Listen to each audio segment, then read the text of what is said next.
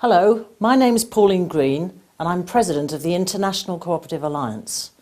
I'm really sorry that I can't be with you in the Philippines to speak to you in person at this very important meeting, but I'm delighted to have the chance to talk to you through this video link.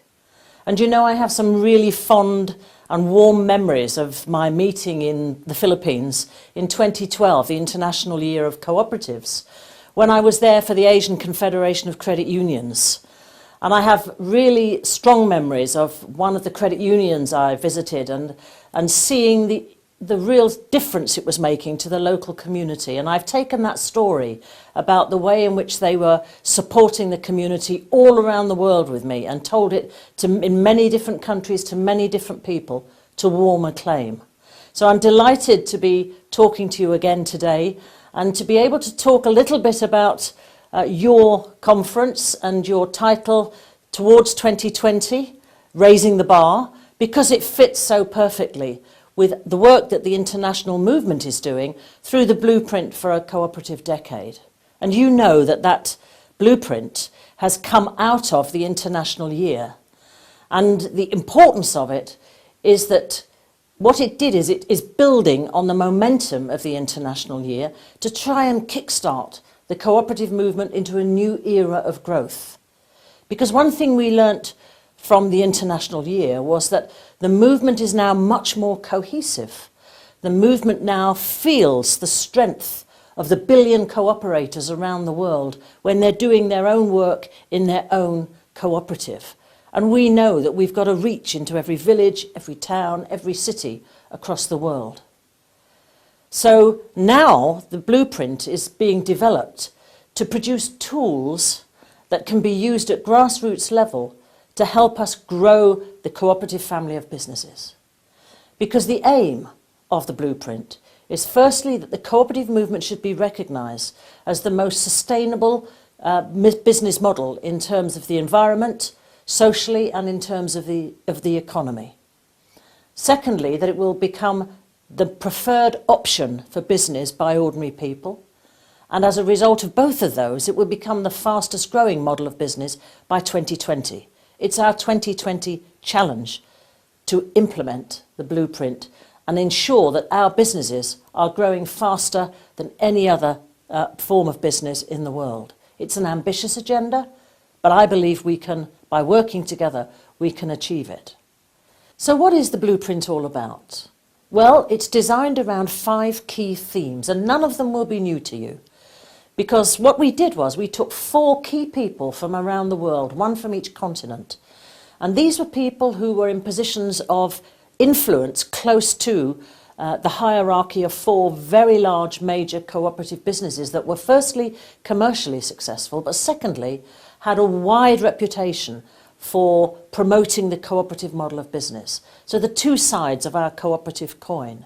And we used those 4 people to tell us what they felt their business wanted to be like in 20 to 30 years. And then we worked back from that to see what the International Cooperative Alliance had to do to help that growth, because we were sure if the strategy was right for the very largest of our businesses, then it would certainly be right for the smaller ones as we go down to grassroots level. So the 5 key themes are ones you will recognise. They're all clearly identified with the principles of the cooperative movement. The first 2 are what we call the identifiers, the things that demonstrate the cooperative difference. So for instance, participation is the first theme. And participation is so important to us because it's the one thing that people around the world recognise about the cooperative difference. They recognise that we are the most democratic, participatory form of business in the world. We want to bring people, ordinary people, into making decisions about how their business at local level is working. And what we're trying to do now is to build even more our reputation for democratic participation. You will know that after the financial crisis, and one of the key elements is people feel dislocated from global business. And we believe cooperatives are the key to that, because we are bringing people into a business that gives them a voice in that business, it gives them an impact on that business, it allows them to participate fully. And we believe that makes them feel better about their local environment, it makes them feel more secure in their local environment, and it adds to their well-being and their happiness. So we want to develop even further participation. The second key identifier for us is sustainability. And you know, when people think about sustainability, they don't think about cooperatives front of mind. And we have to put ourselves there because our businesses are more sustainable.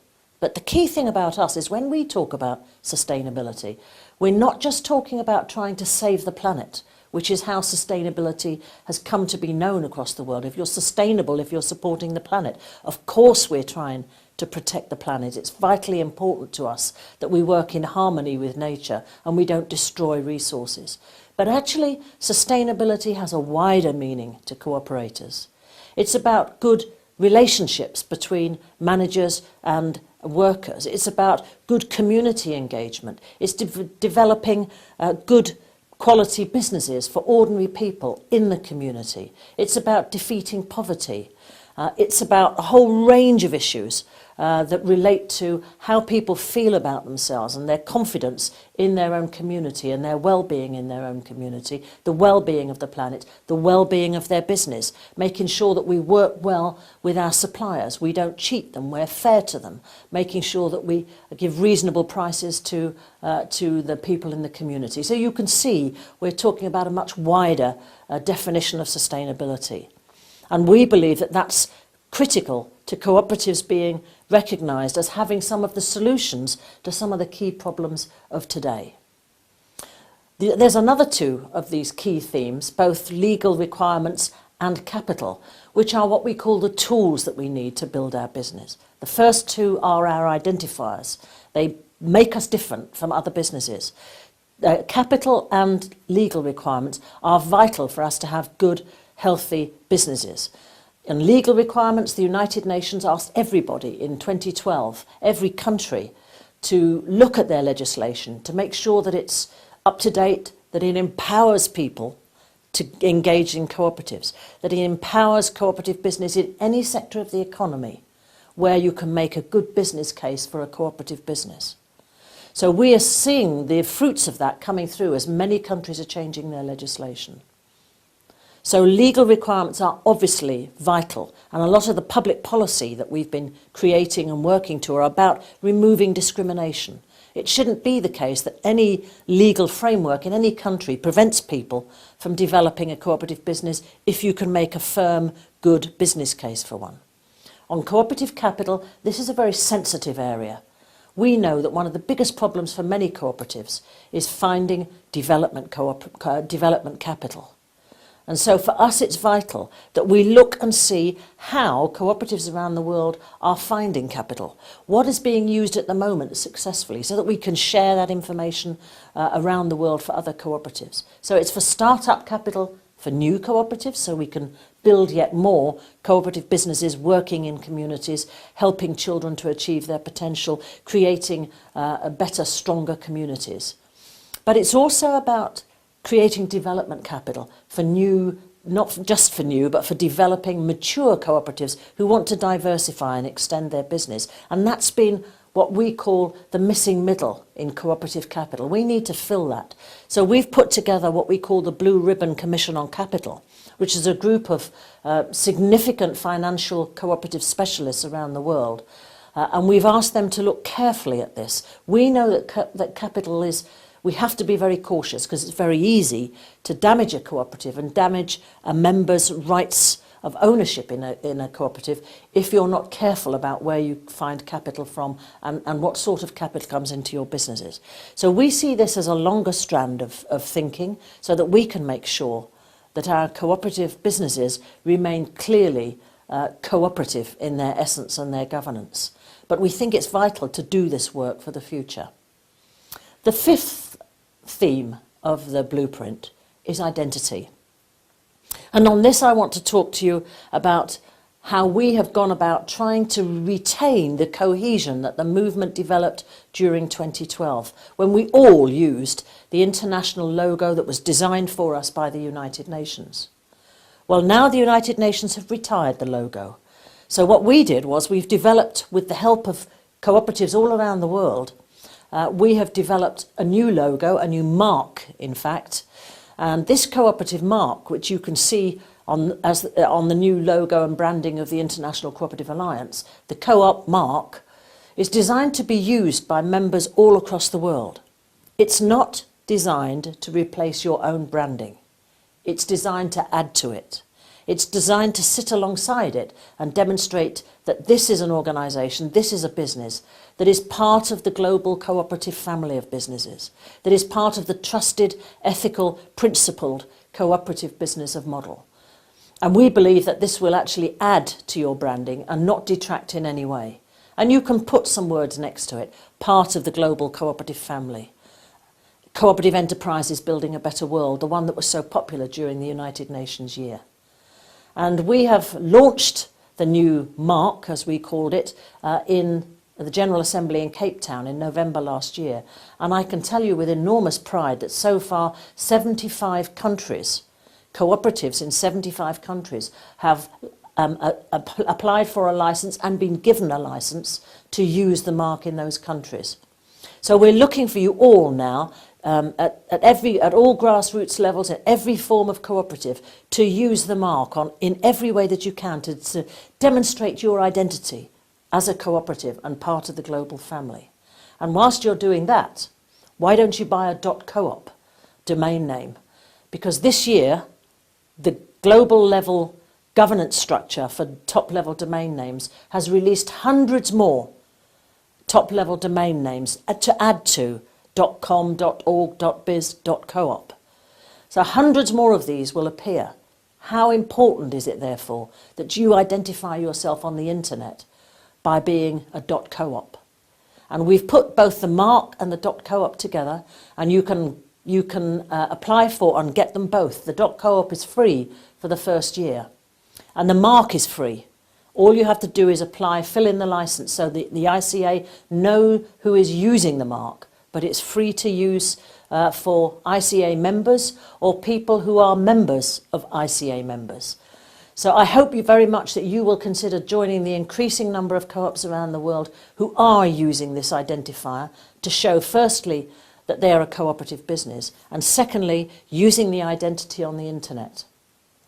All of this in the blueprint is about growing cooperative business. All of it is about demonstrating our increasing cohesion across the world, our increasing sense of the billion people who own the cooperative movement and who have a right to be heard in the global economy.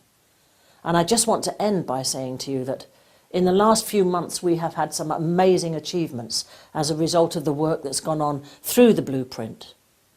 Firstly, as many of you know, I had the great honour to be received by Pope Francis in the Vatican to talk about the cooperative model of business and how it's such an important part of the global economy.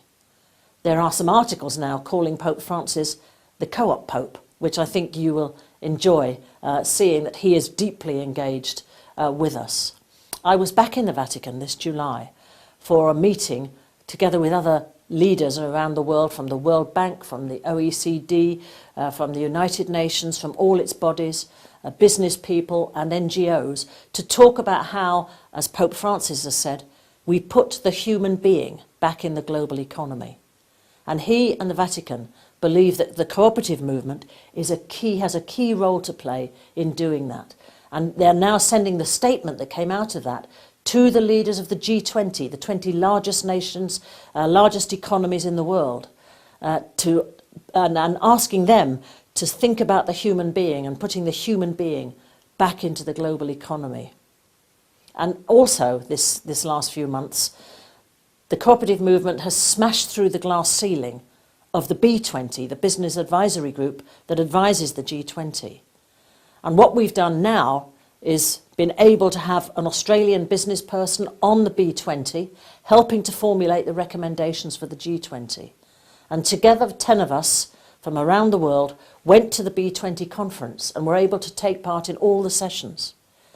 You will be pleased to know that many of the big businesses, the global businesses represented there, were actually surprised at the strength of the cooperative movement and wanted to know more about how they could work with the cooperative movement in developing jobs. They were staggered to hear that our insurance sector has grown from 23% of the global market to 28%, and in doing so over the last 5 years have created 120,000 more jobs in the world, jobs much needed around the world. And our worker co-op sector, in Spain, where 50% of the young people are unemployed, Spain's worker co-ops have created in the first 3 months of 2014 10,000 new jobs in worker co-ops, mainly for young people. These are wonderful results. And when you talk to business people about them in the multinational businesses, they too are wanting to know how they can work with us. So we're beginning to make very significant waves, and we hope to continue that work under the Turkish presidency of the G20 in 2015. We're working for you, working so that you, when you're out there with your business, will have a sense that global leaders are actually talking about the cooperative movement, that recommendations about the direction of the economy, the global economy, will include references to the value of the cooperative model of business.